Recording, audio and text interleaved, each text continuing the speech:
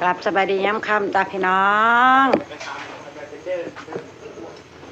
คำมาประบวกสิแตงอยู่พวกกินแล้วจ้าตั้งกระทะจ้ามื้อนี้อาหารไทยเอาใจลูกจ้าพี่น้องน้องบอยเข้าบ้านพี่น้องแต่ว่ายังบ่ทันได้หยุดทำงานมาแวะงานหน่อยหนึ่งจะกินได้หยุดอีกจังโมงมื้อนี้นะสบายดีจำเก้าเป็นจังไดมื้อนี้นะเป็นจังไดมื้อนี้ถามแน่เมื่อยเมื่อยคือเก่าน้องบอยว่าแต่กระสูตัดอยู่บ่เมื่อยแต่กระสูพอดีแหละแม่บอกกระเทียดอาหารแนวเพิ่นมากไว้รอเพิ่นมากินได้ลูกแมลงมากเลยยังรอรถพี่น้องรอรถปั่นพากันมานั่งรอถ่าพอดีแล้วแม่บอกกระเทียดอาหารการกินถ่าลูกฮะรับชอบหรือไม่ชอบเลยสบายดีอีกรอบพี่น้องยินดีต้อนรับสู่ช่องน้องบอยคือเก่าคือเดิมมาเด้อผู้ใดที่มาเป็นมือกล้องให้แม่บัวเนี่ยมาตั้งกระทะแล้วจ้าผัดเผ็ดปลาดุกอีกแล้วพี่น้องอาหารโปรดของลูกอีกแล้วมื้อนี้พี่น้องเอ้ย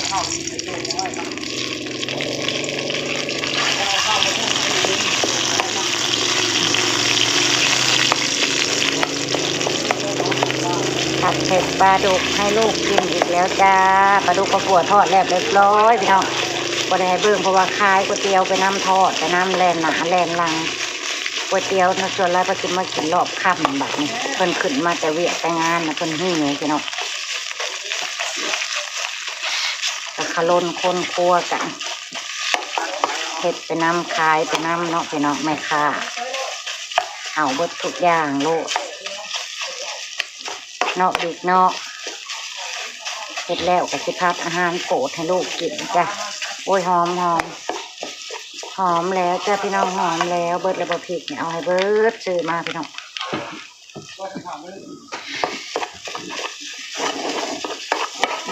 หอมห่อย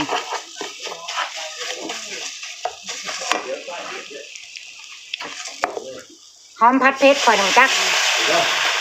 ลุงวางรถพอบ่อยไปทางใดพอบ่อยยังคุยทีมงานนำทีมงานรถปั่นเขามาแหวกเงินน้องบ่อยมาแหวกเงินแวบหนึ่งพี่น้องจิไปต่ออีกอยู่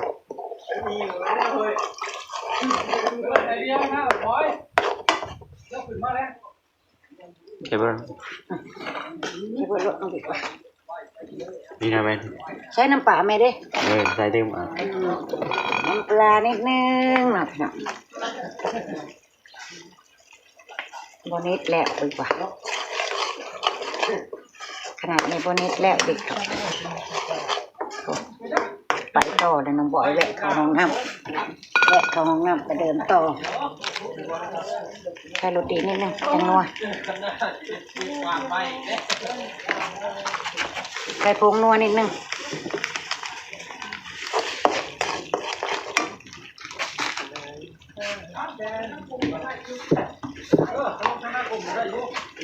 มีFC แนะนำมีพี่น้องแนะนำประบัวมาว่าใส่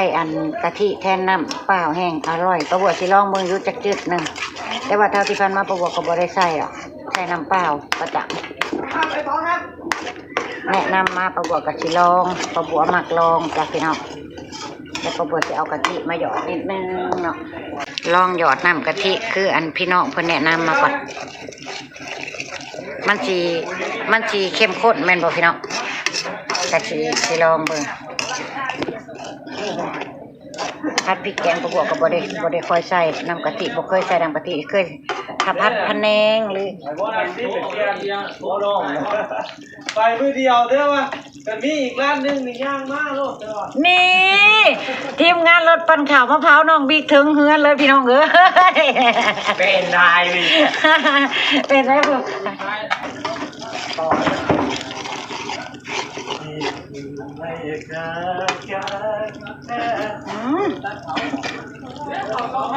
เติมความหวานอีกนิดนึงพี่น้องเพิ่นหักเพิ่นแพงแล้วเพิ่นจังว่าหยอกลูกเอ้ยอ้ายก็ได้ รุ่นอ้ายให้เนาะไม่แต่รุ่นอ้ายทางนั้นรุ่นพ่อก็มีเพิ่นก็ฮักน้องบิ๊กแล้วเพิ่นยังว่าหยอกโอ้ไผ่ปลาบัวเบิดว่าสิเล่งไผ่แห้งๆอันนี้แหละปลาบัวงูงิดเวลาเฮ็ดกับเขานะพี่น้องเอ้ยงูงิดมันบ่ได้ดังใจปลาบัวนี่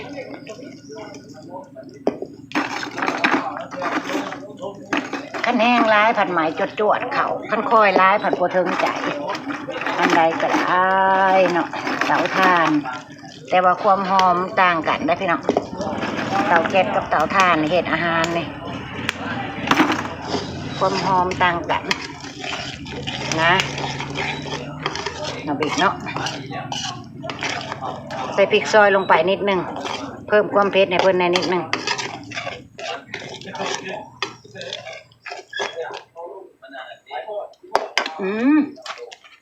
เข้มข้นจนเพิ่นบ่ายเลยพี่น้องเข้มข้นแม่น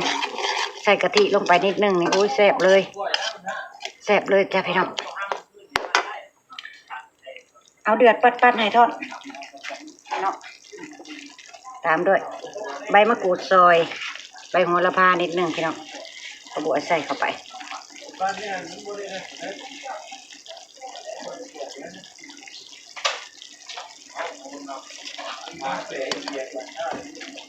มาทวนก่อนเด้อทวนเนื้อปลาทอดก่อนเด้อพี่น้องเด้อนี่ที่ได้เช็ดถูกปลาดุกพี่น้องปลาดุกทอดใส่ยี่บ้หัวมันนะครับใส่ให้พ่อกินเนาะพ่อมากินเนาะเอามาลูกเอามาใส่รถหัวมันปลาบวกปลาทอดไว้อยู่นั่นแค่เรามากินหัวปลาดุกปลาตุกเครื่องกระทะนึงพี่น้องปลาโอ้ไปแล้วน้องบ่อยไปต่อเลยอยากจะแบ่งไว้เพื่อนเลยพี่น้องเพื่อนมายำได้กับเพื่อนก็กินเฮ็ดไว้แน่เพื่อนมากโอ้ย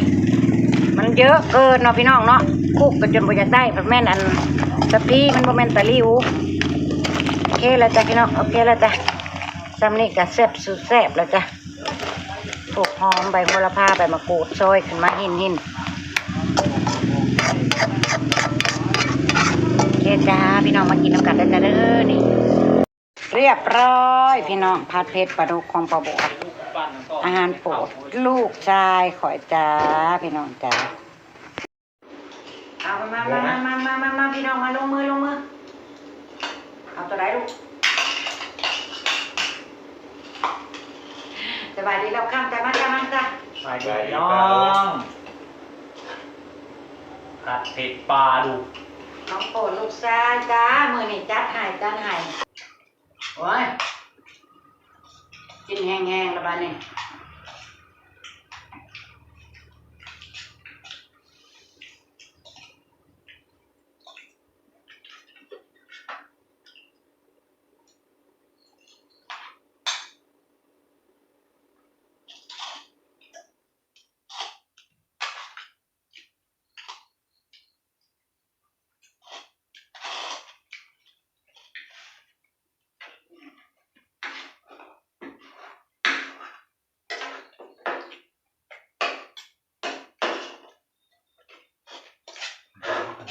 ใหม่เยอะขนาดนั้น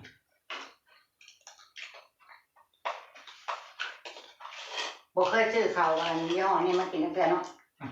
หงใช้น้ำจำเก่าอยู่ตัวเพิ่นสิแข็งขึ้นนิดนึงเลยเพิ่นก็เลยรู้สึกว่าแข็งหมูคนขาวตัวนี้แหละแซ่บพี่น้องเปล่าครับหอม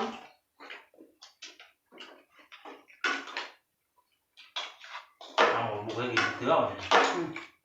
กามงอกเงาบ่กามเงา มี กามเงาดำจะตี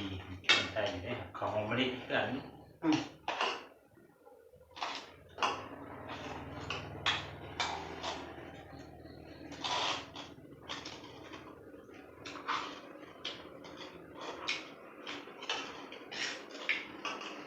ยาคุณโตลงหนาวไหวกินแล้วอัดรอก่อนเลยหัน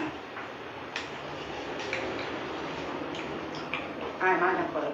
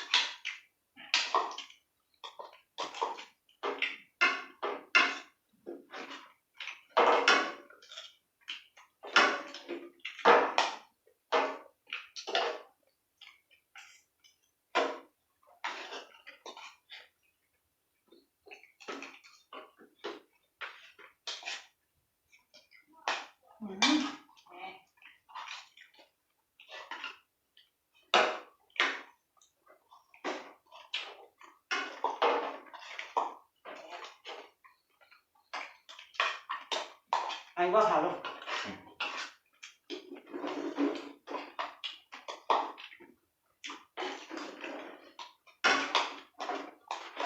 แต่งกอแกะพี่น้องเอ้ย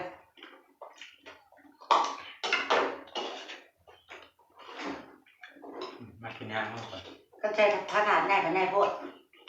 ใช้อันนั้นก็น้อยโพดมันต้องกินในโต๊ะนอนกินข้าวเจ้า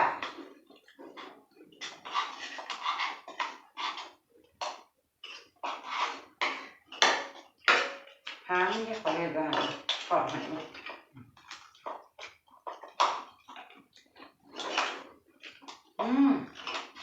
มันจะแปลกบ้างมัน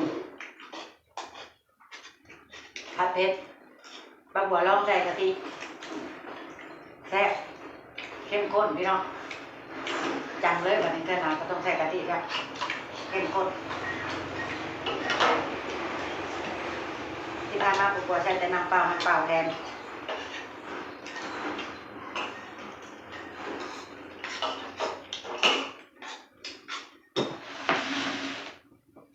บัวที่เบิร์นเสาเอาบ่เกิดโมเมนต์แล้ว คุณพ่อบอกอ่ะแปะเข้าแล้วครับบอกจะหมดสายมันแหละ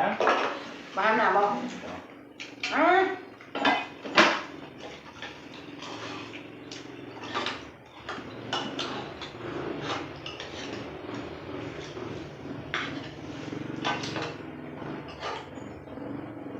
ยังดูคนรุ่นน้อยบอกขาดคนแก้ว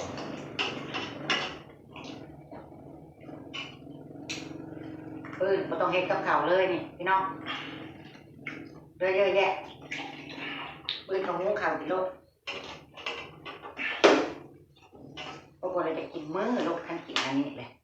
มือแล้วกินแนวอย่างเงี้ยนี่ได้พี่น้องเลยกินจะกินมื้อฮุกกินลูก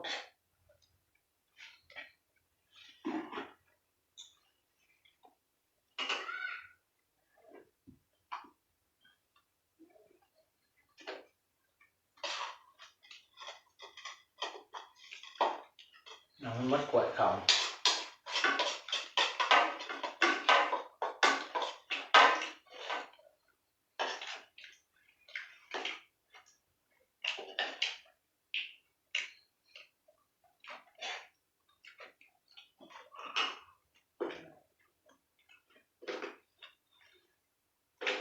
เกิดแบบนั้นได้หัว3ตุเว้ยตัวละ4หัวผ่าออก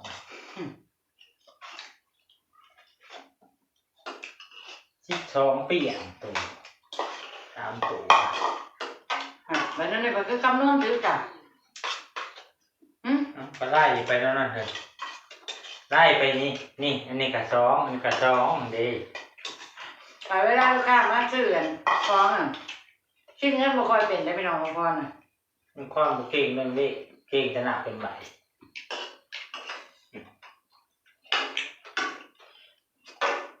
มันก้อนใส่เกินที่เลขอยู่แหละก็ถ้าเอาแป้งที่ใส่ไข่เนี่ยเลยให้มันหนุบลงตอนนั้นมันใส่ห้อนมัน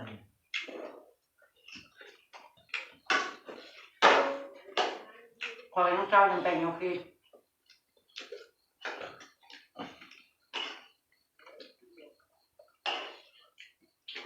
ง่ายนะนี่คอยเบิ่งมันนั้นเราเขาบอกรายละเอียดแล้วว่ามันต้นอันนั้นน่ะแกงสวัสดิ์ก่อนนะ เป็น กกอันนี้เด็กกกกระเจี๊ยบนะ เป็นอะไร จะเราต้มกินหรือต้มอ่ะเพราะว่าที่ต้มกินนั่นนี่แหละตัวพวกเป็นมันลงสวอกสวัสดิ์นะหมอดังมุกทหารนี่เราออกรายการนี่ก็เก่งมดถูกด่านะ แล้วเป็นยังจะบอกรายละเอียด เอาเราออกในรายการนี่เขาสัมภาษณ์ไปนี่มาเราออกรายการประกวดนี่ เราบริชัยเกอร์เราย่างจากมุกทหารไปเชียร์กระบอลไปปัวคนนะห้องมงปัวนะค่ายานะ10 บาทตะกี้กระบอกหมอหนึ่งนะเราได้ใบนะครับแม่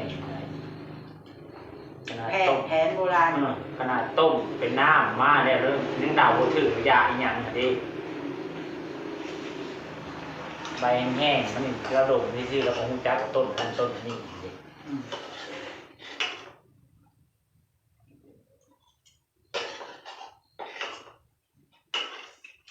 บางทีเห็นกระเจน่าหอยปูเงาะแล้วก็ใส่ยีนะคนหนึ่งคือเงาะได้ภาษาเงาหัวกันเลย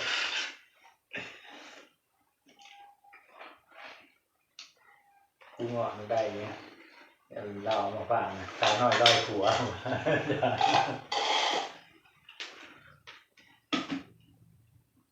อิ่มเลยพี่น้อง